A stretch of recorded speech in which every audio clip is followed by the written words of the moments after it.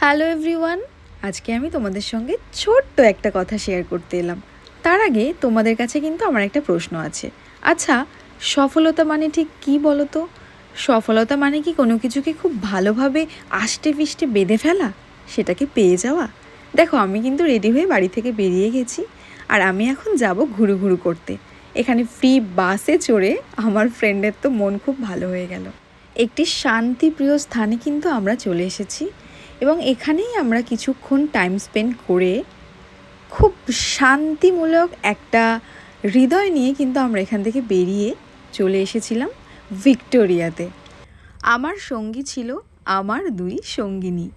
তাদের সঙ্গে এখানে এসেও আমরা কিন্তু ভালো করে ঘোরাফেরা করার পর একটা জায়গায় শান্ত হয়ে তিনজন বসে অনেক কথোপকথন, দীর্ঘদিনের জমে থাকা গল্প কিন্তু আমরা সেরে নিয়েছিলাম।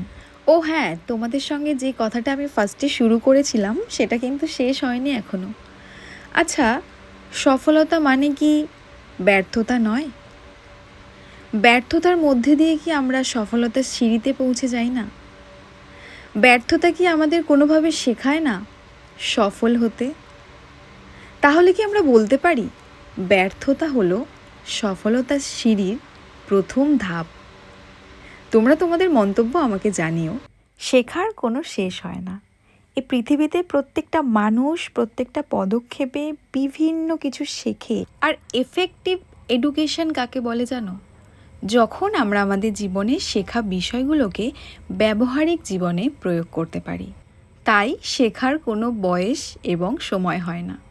আমারও অনেক কিছু শেখার আছে তোমাদের কাছ থেকে। তাই তোমাদের কমেন্টের অপেক্ষায় রইলাম। সফলতার ডেফিনেশন তোমাদের কাছে কি অবশ্যই জানিও। আবারও দেখা হচ্ছে নেক্সট শর্টসে। বাই।